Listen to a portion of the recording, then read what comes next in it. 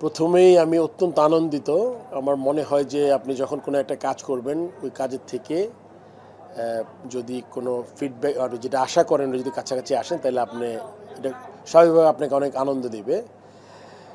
এটা আসলে এই জার্নিটা শুরু হয়েছে আজকে আজকে না, জার্নি শুরু হয়েছে প্রায় ২-২.৫ মাস আগে, যখন প্রথম আমাদের মাননীয় ক্রীড়া উপদেষ্টা মাননীয় প্রধান উপদেষ্টার সাথে আলাপ করে তারা যখন বললেন যে আমাদের দেশে বিপিএল ইজ এ ইভেন্ট, যেই ইভেন্টটা আপনার সবসময় মনে হয় যে এটা একটা ফেস্টিভ মুডে থাকে, এটাকে আরও বড় করে বড় পরিসরে আমরা কেমনে মানুষদের সম্পৃক্ত বাড়াতে চাই। আপনি জানেন নতুন দেশে এটা একটা বিরাট চ্যালেঞ্জ ছিল, এবং মাননীয় প্রধান উপদেষ্টা এবং ক্রীড়া উপদেষ্টার নির্দেশে এবং তাদের ডাইরেকশনে আমাদের অনেকগুলো মন্ত্রণালয়কে ইনভলভ করা হয়েছে, যার যার ক্ষেত্র থেকে তারা তারা কাজ করার চেষ্টা করেছে। আমরা কিন্তু এরই পরিপ্রেক্ষিতে আমরা কিন্তু তিনটা বড় কনসার্ট, তিনটা যে শহরে খেলাগুলো হবে, তিনটা বড় কনটেক্সটে আমরা করেছি। আমরা ওখানে দর্শকদের দিয়েছিল, তো যেই হাইপ বা যেটা আমরা বলি যে বিপিএল উত্তেজনাটা আমরা মনে হয় দর্শকদের মধ্যে কিছুটা হলো গিয়ে আপনার ঢুকাতে পেরেছি। এই জন্য আসলে আপনি দেখে থাকবেন যে আজকে প্রথম দিনই বিপিএল, আমি মনে করতে পারি না যে বিপিএলের প্রথম দিনে এত দর্শক আমরা আগে কখনো দেখেছি। আর টিকেটের যে উন্মাদনা আপনি জানেন যে তবে এখানেও অনেক কিছু আছে যেগুলো আরও ইমপ্রুভ করা যায়, সেগুলো আমরা হয়তো বা আপনার পরবর্তীতে আলাপ করব। বাংলাদেশের ক্রিকেটের প্রান্ত বাংলাদেশের দর্শকরা, তো তাদেরকে খেলা দেখা সহজ করার জন্য বাংলাদেশ ক্রিকেট বোর্ড কি উদ্যোগ নেয়? আপনি আনন্দিত হবেন, প্রথমবারের মতো আমরা একদম ফুল ফ্লেজেড একটা ডিজিটাল প্ল্যাটফর্ম, যেটা অনলাইনে কিনা যায়। আপনি জানেন যে এখন আমাদের ওয়ার্ল্ডের সব জায়গায় আপনার এখন কিন্তু সব টিকিট অনলাইনে কাটে। পেপার টিকিট যারা যারা সুভিনিয়ার রাখতে তারা প্রিন্ট করে নিতে পারে, বাট অনলাইনেই সব চলে গেছে। আমরা চেষ্টা করছি অনলাইনে, যেহেতু আমাদের অনলাইনে এখনও অভ্যস্ত হই নাই, একটা নতুন সিস্টেম, এই জন্য দর্শকদের কাছে আগে একটু ক্ষমা চেয়ে নিচ্ছি আমি। আপনাদের যে ভোগান্তিটা প্রথম 2-3 দিন হবে, সেটা কিন্তু খুব শীঘ্রই ঠিক হয়ে যাবে। আমাদের অনলাইন প্রথম দিন কিছু ওই সার্ভারের প্রবলেম ছিল, ন্যাশনালিটি কিছু ইস্যু ছিল, এই জন্য অনলাইনে কাটতে পারিনি, এই জন্য বুথগুলোতে বেশি মানুষ দেখা গেছে।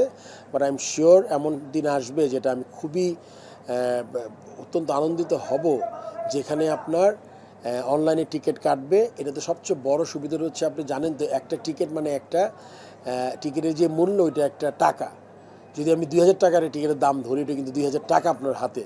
সো এইটাতে যত লোক ইনভলভ কম করা যায়, এটা সিস্টেম হবে। আপনি টিকিটটা কাটবেন, টিকিটটা কাটার পরে এই টিকিটটা আপনার চলে যাবে গেটওয়ের মাধ্যমে দিয়ে। আমাদের যে টিকিটের যেই বিসিসিবি টিকিট কালেকশন একটা আমরা অ্যাকাউন্ট করেছি সরাসরি, এখানে কোনো হিউম্যান ফ্যাক্টর নাই। সো এইটা যদি আমরা পুরোপুরি করতে পারি, আমাদের যেমন ভোগান্তি কম হবে, রেভিনিউটা ইমপ্রুভ করবে, সো দ্যাট আমরা এই টাকাগুলো অন্য কোনো কাজে লাগাতে পারি। আর আপনি বলেছেন ঠিকই, দর্শকরা যখন কালকে নতুন একটা জিনিস যখন হয়, তখন আসলে একটু প্যানিক করেছি আমরা, কিছু গুজবও ছড়িয়েছে। এগুলোর থেকে আপনারা কান না দিবেন, আপনি দেখবেন ইনশাল্লাহ আগামী 2-3 দিন মধ্যে ঢাকা রাউন্ডে মোটামুটি আমরা পুরোপুরি জিনিসটা একটা সিস্টেম এনে ফেলতে পারবো। যারা অনলাইনে টিকিট কিনবে তাদের জন্য করণীয় কি থাকবে? তাদের অনুরোধ থাকবে, অনলাইনে যারা টিকিট কেটেছেন তাদের প্রিন্ট করার কোনো দরকার নাই। টিকিটটা আপনি অনলাইনে কিনবেন, যেই ডিভাইসে আপনি কিনে নিয়ে আসবেন, ওই ডিভাইসটা আপনি শুধু যেই চেকার বা ট্র্যাকার বা যে মেশিন নিয়ে লোক থাকবে আপনার, কেন এটা আপনি জানেন এটা ডাবল ট্রিপল প্রোটেকশন দেওয়া টিকিট, এই টিকিট নকল করতে পারবেন না। কিউআর কোড ছাড়াও এখানে আরও নতুন একদম মানে খুবই উন্নতি প্রযুক্তি ব্যবহার করা হয়েছে, বিডিএস। এটা আপনি ইচ্ছা করলে নকল করতে পারবেন না। সো এটা যদি আসবে, মেশিন রিড করবে, আপনি ঢুকে যাবেন নিশ্চিন্তে। সো আপনার টিকিট প্রিন্ট করার কোনো দরকার নাই। যারা ব্যাংক থেকে টিকিট কাটবেন, ওখানে সেম বিডিএস থাকবে, এবং আপনাদের মাথায় রাখতে হবে প্রত্যেকটা টিকিটের হিসাব আছে। আমরা যেসব জায়গায় আমরা কিছু টিকিট আমাদের, আপনি জানেন যে আমরা বিনামূল্যে সরবরাহ করি, যারা আমাদের হেল্প করে থাকেন, তাদের টিকিট, রেভিনিউ টিকিট, সব টিকিটের কিউআর কোড, বিডিএস, প্রত্যেকের আলাদা নাম্বার, এই সেকেন্ড জেনারেট কেউ করতে পারবে না এই টিকিটটা। সো এটা আপনাদের মাথায় রাখতে হবে। আমার মনে হয় যদি নকল টিকিট দিয়ে কেউ ঢোকার চেষ্টা করেন, এটা আপনি সফল হবেন না। সো সবাইকে অনুরোধ করব, আপনারা টিকিটটা কেটে, অনলাইন হোক বা পেপার টিকিট হোক, টিকিটটা কেটে আপনি আসবেন এবং বাংলাদেশ টিকিটকে আপনারা সাহায্য করবেন। কালকে তো ব্যাংক হলিডে, তো দর্শকদের টিকিট কাটার জন্য বিসিবি কি উদ্যোগ নেয়? আমরা বলেছি ব্যাংকে কালকে টিকিটটা আজকে ওদের অ্যানাউন্সমেন্ট দিতে বলা হয়েছে, যারা খেলা দেখতে চান কালকে, তারা আজকের মধ্যে টিকিটগুলো সংগ্রহ করে নেবেন। এই জন্য যেহেতু ব্যাংক বন্ধের জন্য আমরা টিকিটের অনলাইনে আমরা 35% দিয়েছিলাম, আমরা এখন অনলাইনে প্রায় 55% টিকিট দিয়ে দিয়েছি। আপনি অনলাইনে গেলে টিকিট পাবেন। সবাইকে অনুরোধ করব যারা খেলা দেখতে ইচ্ছুক কালকে, তারা আজকের মধ্যে অনলাইনে টিকিটগুলো কিনে ফেলবেন এবং আপনি যতক্ষণ টিকিট থাকবে, এবং এটা বুঝতে হবে ঢাকা শহর আমাদের অত্যন্ত জনবহুল একটা শহর। এই শহরে কিন্তু আপনার অনেক মানুষ বাস করি। আমাদের কিন্তু স্টেডিয়ামের ক্যাপাসিটি মাত্র আপনার 24 না 25,000। তার মধ্যে থেকে বলেছিলাম কিছু টিকিট আমাদের বিভিন্ন এজেন্সিতে দিতে হয়। এছাড়া টিকিটে সব যে খেলা দেখতে ইচ্ছুক তারা একটু আগে টিকিটটা সংগ্রহ করবেন। আর আমাদের এখানে একটা সুইমিং পুলের পাশে একটা বুথ তৈরি করেছি। আপনাদের কাছে আমার অনুরোধ থাকবে, একটা ভালো জিনিস করার চেষ্টা করছে ক্রিকেট বোর্ড, এটাতে আপনারা সর্বোচ্চ সহযোগিতা করবেন। আপনারা এটা নিয়ে কোনো মারামারি নাই, আর এই টিকিট কিন্তু একসময় শেষ হয়ে যাবে, এইটা আপনার মেনে নিতে হবে।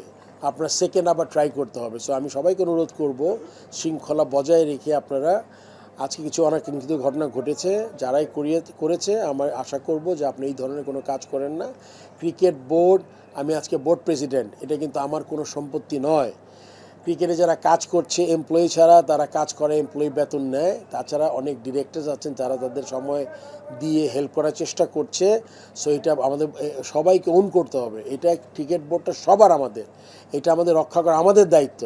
সো ক্রিকেটের জন্য ভালো কিছু হলে আপনাদের আমরা সবাই বেনিফিটেড হব। এই জন্য আমি সবার কাছে অনুরোধ করব আপনারা একটু ধৈর্য ধরবেন। এই ম্যাচ না দেখতে পারে নেক্সট ম্যাচে যাবেন।